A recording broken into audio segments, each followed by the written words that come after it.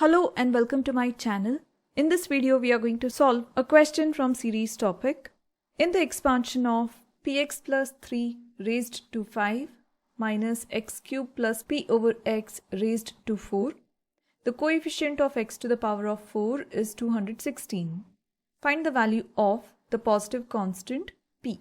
So here we have been given two terms with the powers 5 and 4. And it is given that the coefficient of x to the power of 4 is 216.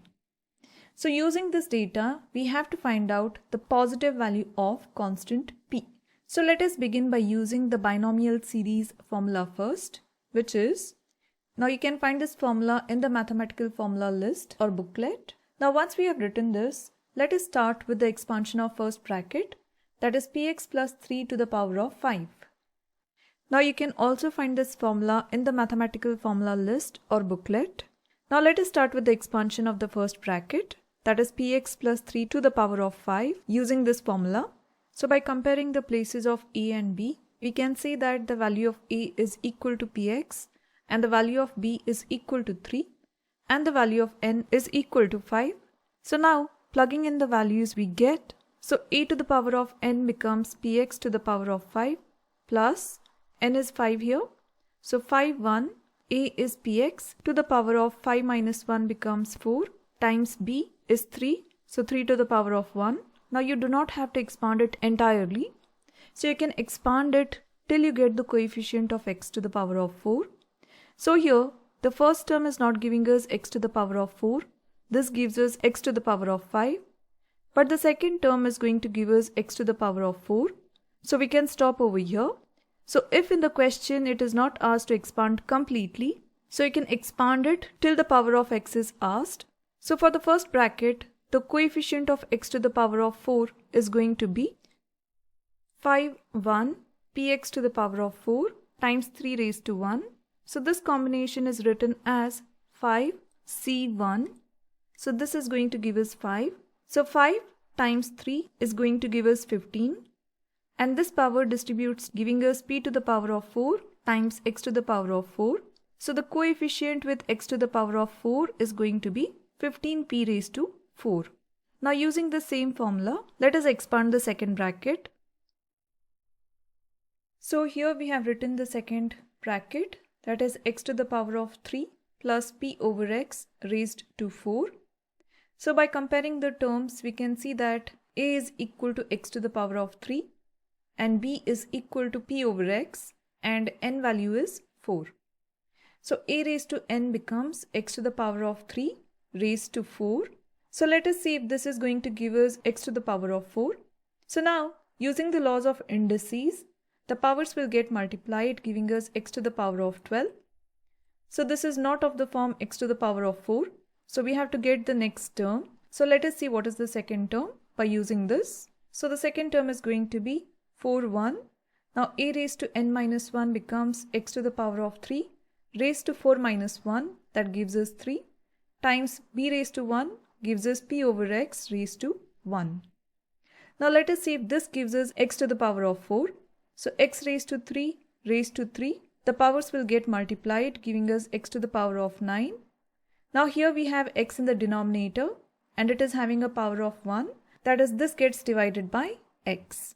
Now again using the laws of indices, if the bases are same and division is involved, the powers will get subtracted. So x to the power of 9 minus 1 gives us 8, which is again not equal to x to the power of 4. So we are going to find out the next term now. So the third term now becomes 4 2, x to the power of 3 raised to 4 minus 2 giving us 2 times b square becomes p over x the whole square. Now let us see if this gives us x to the power of 4. Now here again the powers will get multiplied, that is 3 times 2 is 6 and this gets divided by x to the power of 2. Now using the laws of indices, if division is there, the powers will get subtracted. So x to the power of 6 minus 2 gives us x to the power of 4. So this is the term we are looking for the second bracket. So we do not have to expand it further, we can stop over here. So here we have written coefficient with x to the power of 4 for the second bracket is equal to 4c2 x cubed to the power of 2 and p over x the whole square. So this is going to give us 4c2, that is 6. So here we have written 6, then x to the power of 6 over x to the power of 2 gives us x to the power of 4. So this becomes p square. So taking only the coefficient, we write 6p square. Now here in the question, we had been asked to find the difference between these two terms. So here we are going to take the difference as 15p raised to 4 minus 6p square. So these are both the coefficient of x to the power of 4. And we had been given that the coefficient of x to the power of 4 is 216. So here we have written equal to 216. Now let us try to get this equation in a quadratic equation form. So let us say that p square is equal to some other variable m. So here in place of p raised to 4 we get 15m square minus in place of 6p square we get 6m. Now taking 216 on the other side of equal to sign, we get it as minus 216 is equal to 0. Now once we have got it in the quadratic equation form, to get the value of m, let us use the quadratic formula, which is m is equal to minus b plus minus square root of b square minus 4ac over 2a, where a represents the coefficient of m square, which is 15 in this case. B represents the coefficient of m, that is negative 6, and c is the constant, which is minus 216. Now let us plug in these values in this formula. So m is equal to minus of minus 6 plus minus square root of b square becomes minus 6 square, minus 4ac becomes minus 4 times 15 times minus 216 over 2 times 15. Now minus of minus 6 becomes plus 6, plus or minus, now the square root term simplifies as 114 over 2 times 15 gives us 30. So basically we get two values for m, that is with a positive value and one with a negative value. So let us see what is the first value of m.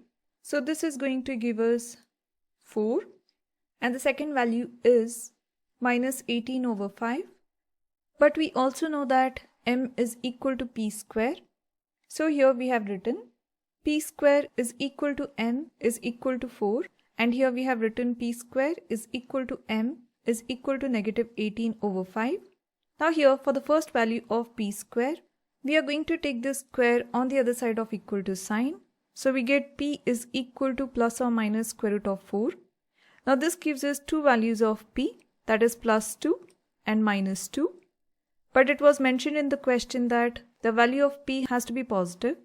So we are going to discard the negative value and consider only the positive value, giving us the value of p as 2 over here.